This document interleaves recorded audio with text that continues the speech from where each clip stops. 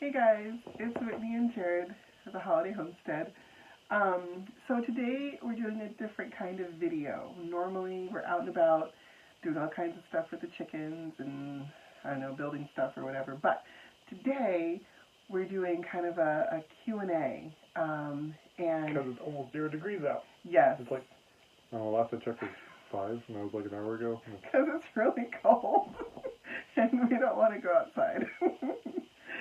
But the animals are good. We took care of everybody, and then we closed up shop, and the temperature dropped like crazy, and we're like, you know what? We're staying in tonight. So instead, we're just doing like a deep dive, discussion about homesteading. Anyway, so then also we looked through the comments and picked out some kind of common topics that come up with the comments, and we wrote them down on a piece of paper, and it's on a clipboard, so that makes it official, I guess. So we're high tech. Yes, we are very high tech. So so let's go through the list here. So okay, first we have questions about us. So do you want to start? No.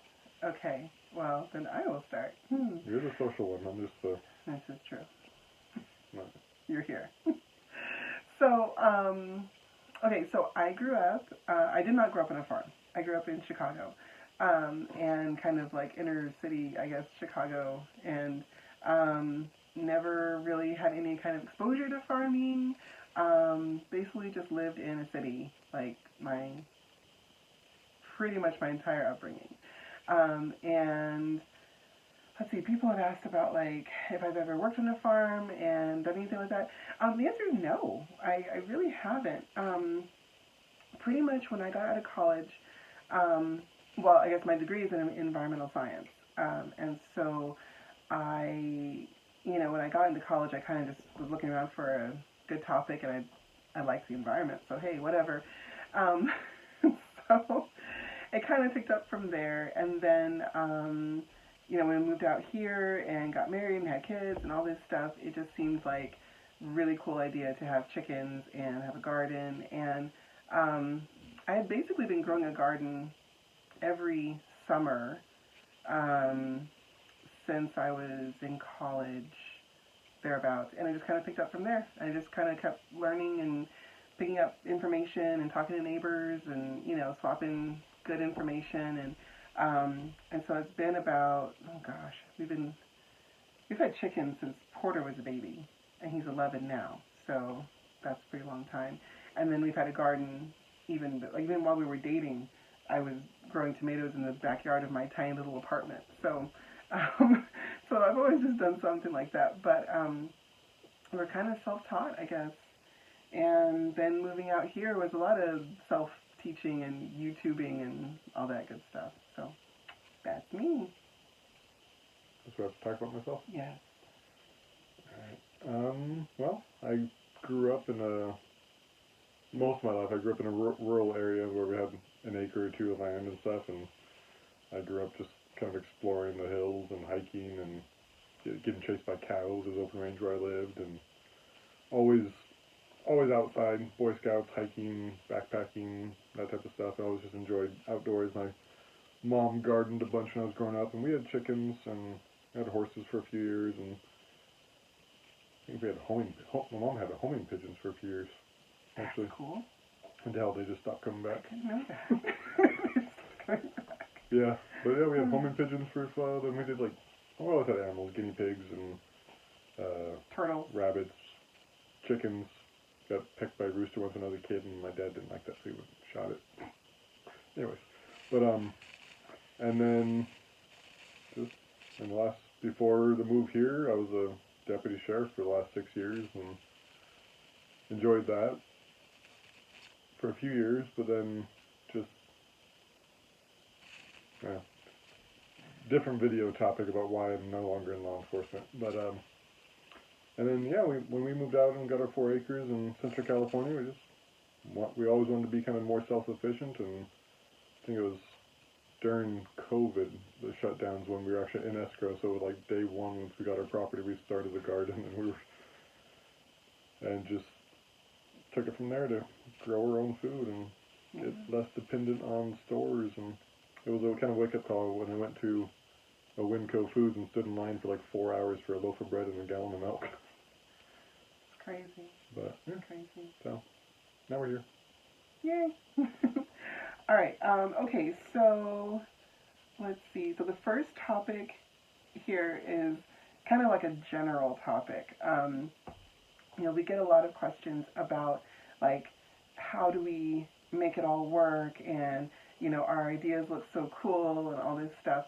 And we appreciate the compliments, but at the same time it's like it's not as good as it looks.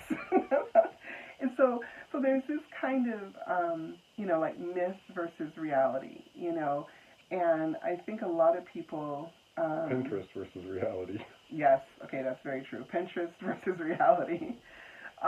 Because I think a lot of people, when they look at what we're doing, they see this kind of idealized version in their heads, and it's like, it's not like that. It is,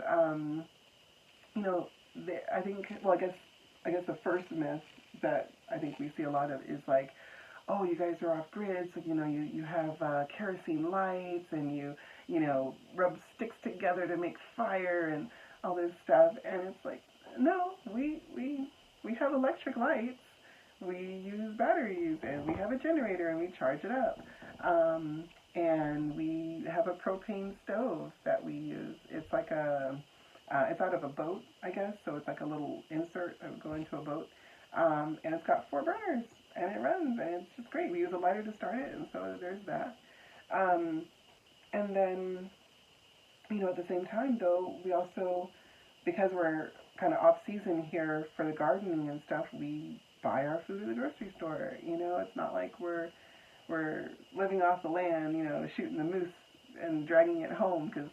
Not yet. Not yet. Want to get there. But yeah, we do. But, also, we're not technically Alaska residents yet, so hunting licenses and stuff are a lot more expensive when you're a non-resident. Yeah. It's like 3 or 4 times as much as a resident. So it is. I didn't get my hunting license or anything this year, just because of that mostly. Yeah. And that's the thing, it's like, starting in homesteading, that myth is like you can jump into it right away and start doing all this amazing stuff. No, there are laws. You have to sometimes wait to get those access to those resources. And then let's see here. What other little questions?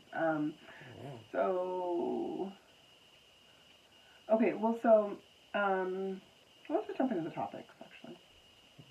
All right, cool. You're the boss. I wish. So, the first, I guess, topic we'll touch on here, like specifically, is the food storage. So, I guess in the last video we talked about, this outdoor freezer idea, and I was super excited about it. And it kind of worked and it kind of didn't, and I think my biggest problem with it was I just started it too soon. I should have waited until like mid-November to really wait for that cold, deep freeze weather to hit, because it just kept fluctuating. Well, just yesterday it rained. Yeah. Woke up to rain in the morning, then it was like 35 degrees. It was great. But then the very next day, this morning, we wake up to like 19 degrees and 6 inches of snow. Exactly. So it's still fluctuating, and what I really should have done was just waited until it was for sure deep frozen outside. So there's that. But to answer some of the questions, we also do quite a bit of canning. And I built a smoker, so we smoked quite a bit of fish this year and then canned it. I haven't gotten into like drying stuff just yet, more than, I dried rose hips, I dry herbs and stuff, but I haven't gotten into drying meat just yet. But the main thing for the outdoor freezer was to just get meat like stored quickly. I didn't have time to process 3 turkeys right then, and to get them in jars and, get them pressure canned. So I just was like, well, maybe this could work, And like I said, I think it would have worked if I had just waited, like 3 more weeks to really start it. But we do quite a bit of food preservation otherwise, and especially not having a refrigerator and freezer, like, running, we do have to think more about like what we do with our food and how to preserve it. So, but mostly for preserving, we mostly just do canning, especially for meat. And during the summer, it was a lot of buy perishables in smaller quantities, and we had a good quality ice chest, and we had to buy a bag of ice like a couple times a week, and have a little like ice chest refrigerator basically. And that's when I was doing most of the canning. Yeah. Because I just didn't want to worry about the meat, fluctuating in temperature in the little cooler. Okay, so yes, we have the food storage thing kind of dialed in, but at the same time we're still learning. So hey. Okay, so the next one we get a lot is snow removal. Apparently y'all are very concerned that we're going to get stuck in the snow forever, and they're going to have to excavate us in the spring or something, which actually might happen. Just, saying. No, it's fine. We'll be fine. So right now we don't have a snowblower, we have a small snowblower, and we have shovels, and we have children, and everybody has their little route that they shovel whenever it snows. And so the kids get up and they do their shoveling while I'm making breakfast. And then after breakfast, they go out and do their chores, and I shovel everything else. And he gets out to work, and he shovels some to get his truck out. And so we have quite a few methods of getting the snow kind of figured out.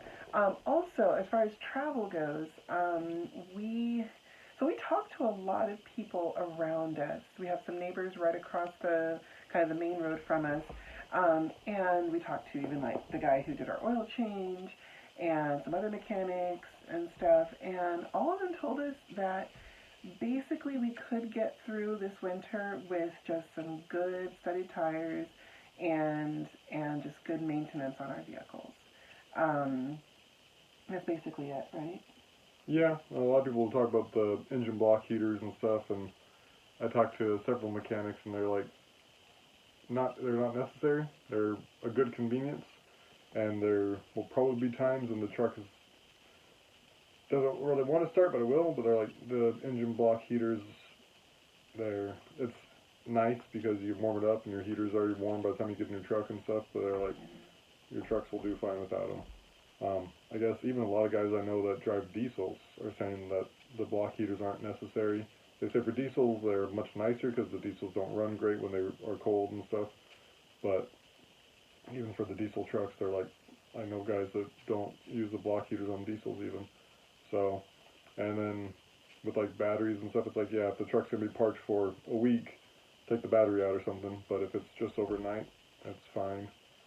But so I talked to multiple mechanics, and we go to church with a guy that owns an auto shop and stuff. I talked to him. A couple of my friends are mechanics, and also just seeing what people have.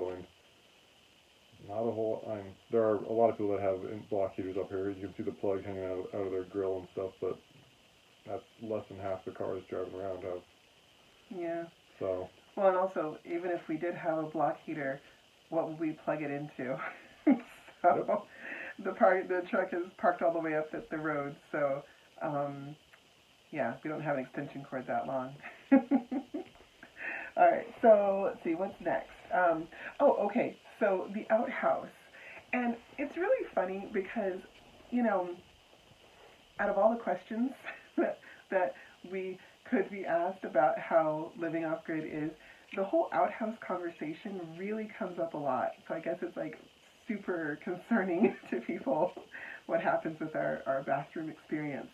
So basically, we have an outhouse, and we have when we had the excavator coming in, when we rented it to dig the pad for the house and level everything out, Jared went around and dug a nice big deep super 7-foot deep hole for our outhouse, and once it was dug, I built a platform on it, and we kind of cannibalized all the wood from our trailer, our cargo trailer that we brought up here.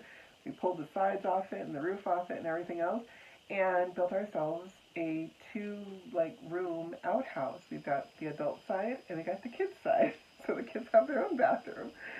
And we get all kinds of questions what are you going to do in the winter? The answer is you put a coat on, you put a warm fuzzy robe on, And make it quick. And make it quick. Yes, you're not lingering in there. um, and then like, oh, what about the smell? And actually, I was kind of surprised. In the summer, there was kind of I guess just kind of like a stale smell, I would say. It just smelled kind of like stale, kind of funky. But it wasn't like, gag you and disgusting. It was just stale. And like, okay, it's an outhouse.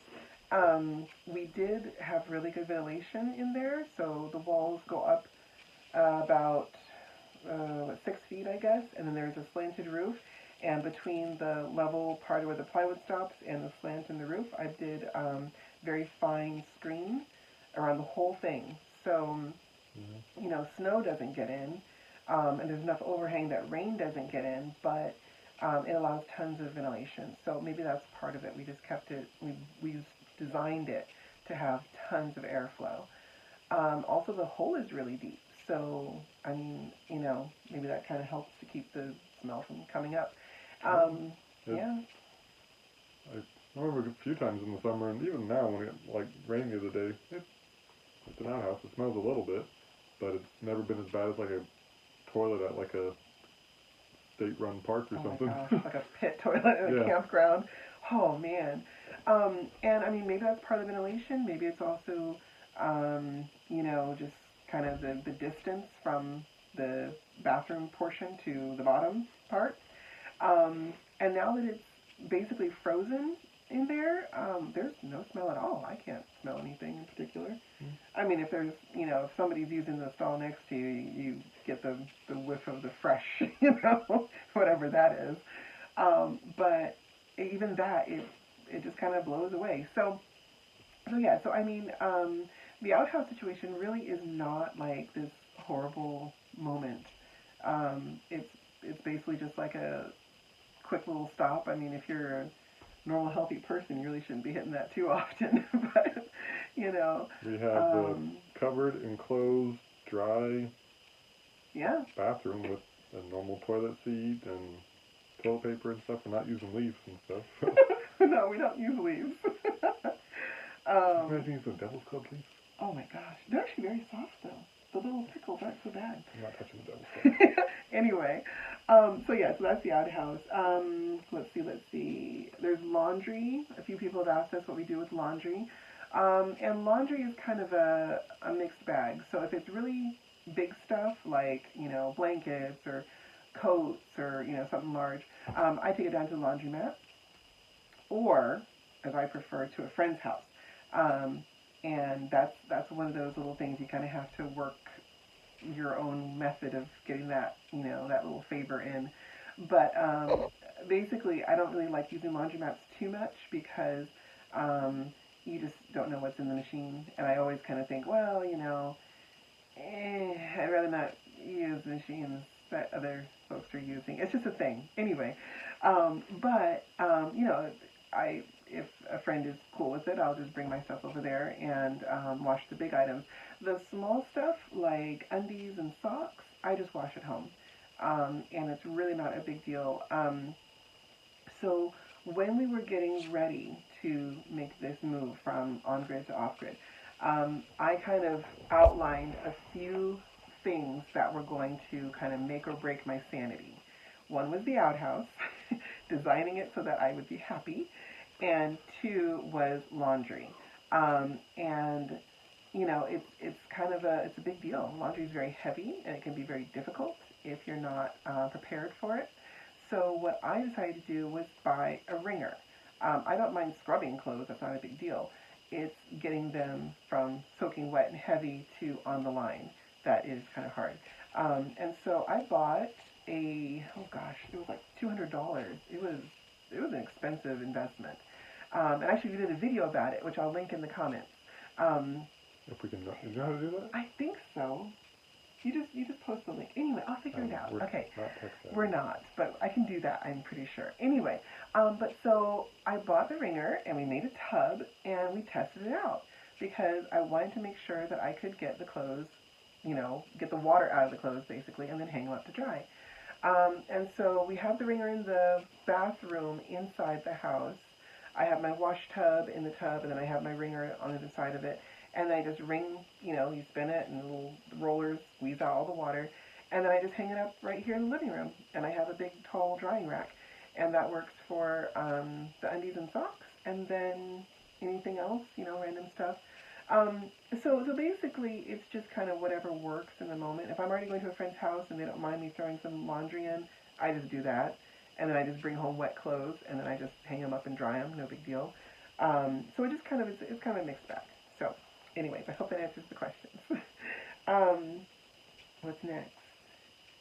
Oh, cooking.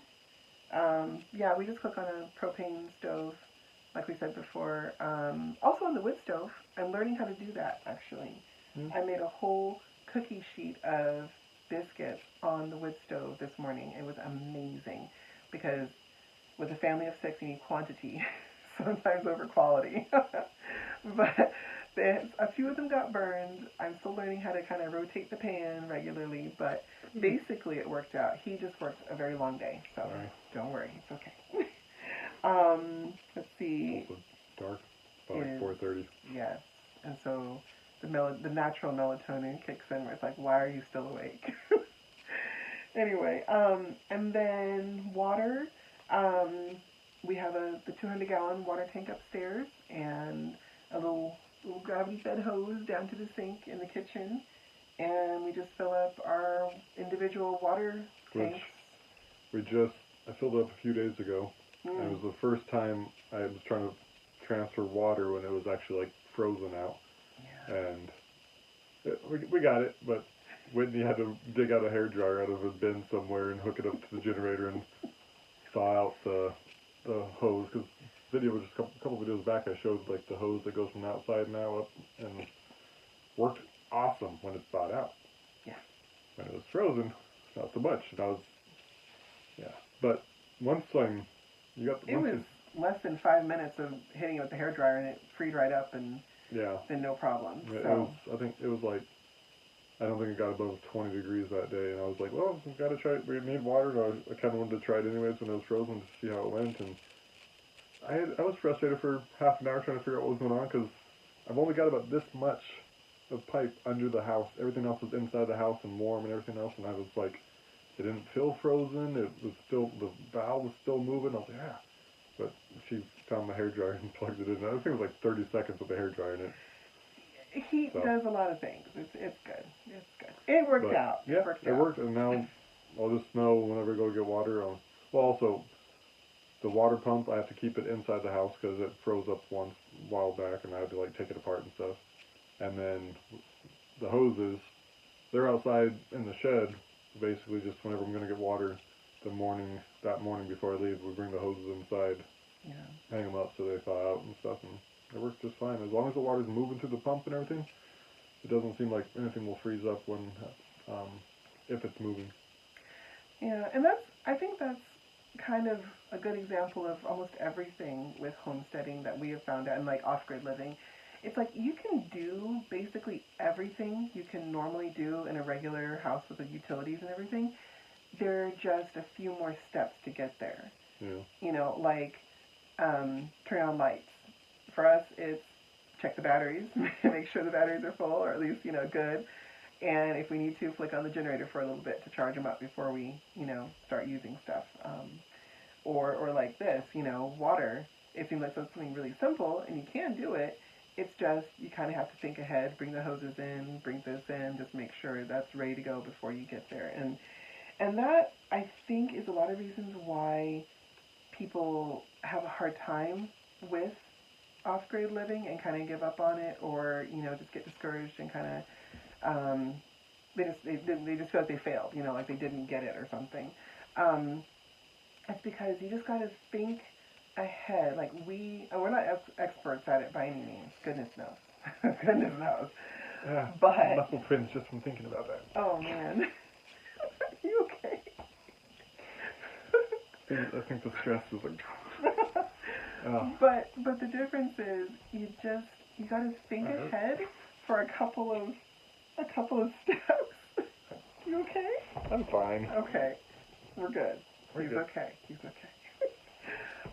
And like kind of run it through how it's gonna work. You know, like I said, when we first decided. And accept the fact that it's not going to work the way you think it is. Also true. Yes. Accept the fact that you don't know what you're doing. That's what we kept telling ourselves, is we know we're getting in over our heads. We know we don't know what we're doing, but we are so committed to this, we're going to do it. And, you know, and I think that's kind of what carried us through a lot of the hard things to figure out was, you know, we were so wanting this lifestyle.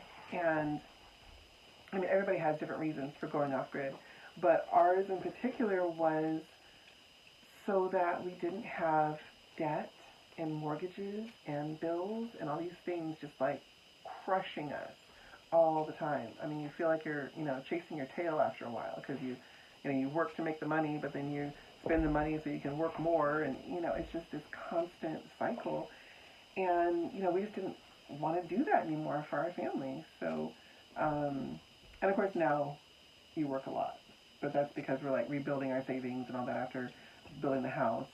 But once things settle down, we're hoping to lower the number of hours. But even the job, it's you know, you get off in the afternoon, you're okay to take off a day or two and just like not stress about it. Whereas if we were, you know, doing what we were doing before with bills and mortgages and everything, it's like you got to get those dollars every day. But that's the thing is, you know, whatever obstacles come up for us, we are in this not because it's glamorous, not because it's trendy, not because it's, you know, clickbait or something.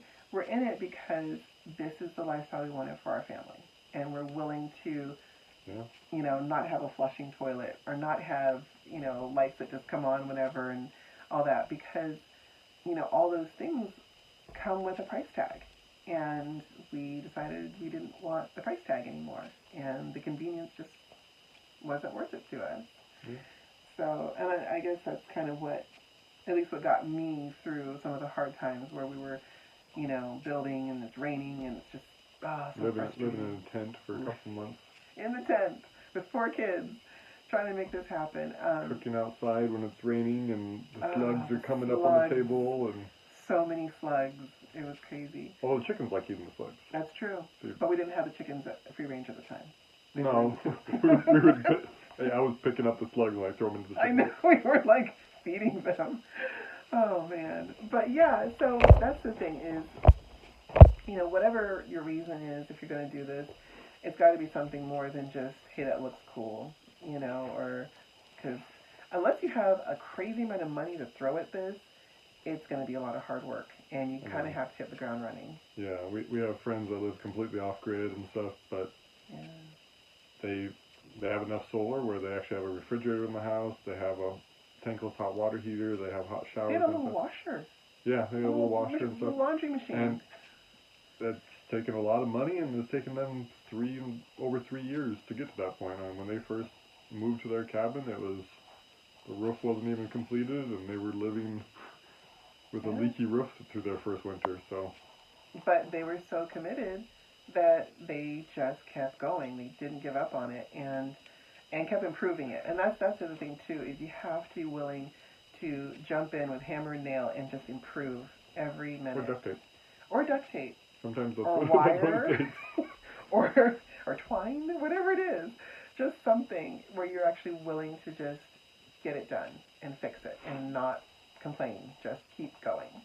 Oh gosh, let's see what else is on here. And then I will say, one of the biggest things I think that has made our journey to this point possible is friends. You know, when we moved out here, we didn't know anybody. No, we knew one person in Alaska. And that person was not off-grid or anything. It was just like a friend. And so we had very little, like, help, very little support. We were just here. We were just trying. And, you know, we just met people, and we, you know, it takes a friend to have a friend, right? You be friendly, and we were. And he has his moments of friendliness. It's very sweet. They're just few and far but no, it was like, we met people and people who were doing exactly what we were trying to do. And they helped us and they encouraged us. And it wasn't like a we'll do everything for you kind of help. It was I'll hold the ladder while you do this thing kind of help. You get up there and do it, but I'll make sure you don't fall over and die. So, and that was the help we needed. So, if you're thinking about doing this, definitely reach out to people and get to know the community, get to know people, and be a friend. Help where other people need help. Jump in, and that stuff does come back to you. It really does. So yeah, I'm trying to think what else is there. Is that the whole list? I think that was it. Oh well, no, we talked about time of year to start. I will say, a few people I've seen are like, oh, you guys started in the summer. Why didn't you start later? And it's like, well, we started super early in the spring, so early that there was snow on the ground still. So we could have started later. But Well, we couldn't. We'd already sold our house in California. Also true. We already sold the farm, so we could not start any later. We had to go. Yeah, but anyways. But it worked. It worked out, but yeah, we just hit the ground running as soon as the snow was off and cleared and built. Yeah. Because I didn't like living in the tent. No. But no one did. Made the best of it. Oh, but nobody kids did. were like, this is so cool. That's true. But the kids liked it for a while. Until they're like in each other's space constantly. But the thing was, I think you hit the nail on the head though. It's hitting the ground running. It's you can't. We didn't walk up to this expecting everything to just unfold in front of us and we just go for it. It was, okay, what do we need first? We needed, an outhouse. We needed a place to put the chickens. We needed a kitchen. We needed, and then it's, okay, now let's build. And, I think I could count on one hand the number of days that we didn't work on the house that summer. There was probably a few days. Even when he was working or something, he would come home in the evening and work on the house. When I spent the summer, it was light out until 11 o'clock at night, so there were nights when I was working very late. Wake up at 5:30, go to work I did some truck driving over the summer for a little while and stuff, and go to work and then come home and build in the house for 3 or 4 hours. So yep. Also, just your sanity. You have to stay productive. If you don't get something done, it starts to crush you with how much has to get done, how much you have to do.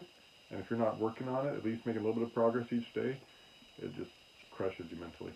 Yeah, it really does. So. And that's the thing is I think when people start to give up on the homesteading off-grid dream, it just kind of slowly eats away. And it's like, no, you got to grab it and bring it back. Keep working on it, And yeah, we worked every day to make it happen. Even in the rain. Especially in the rain. Rained a lot. Oh, it rained so much this summer. It was crazy. Anyway, but yeah, I think that's the list. I think that's everything. So, if you have more questions, just, leave it in the comments, because we like questions. And we're always interested in reading the comments. They get interesting, so that's good. Anyway, guys, so it's late, and we should go to bed. So, we will say goodnight. Bye. I'll be the saying goodbye or goodnight. No. Is that a music? No. I like musicals. She doesn't.